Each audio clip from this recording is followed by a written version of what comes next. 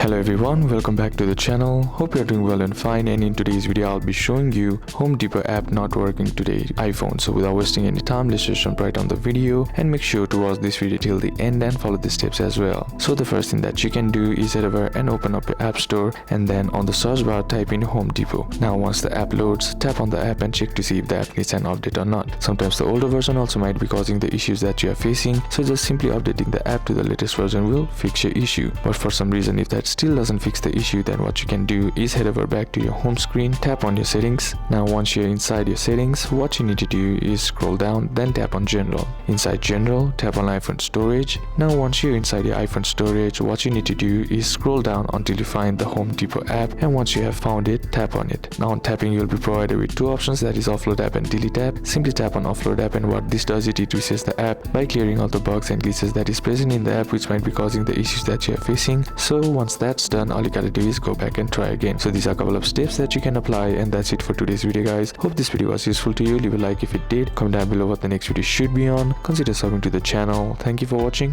Bye bye.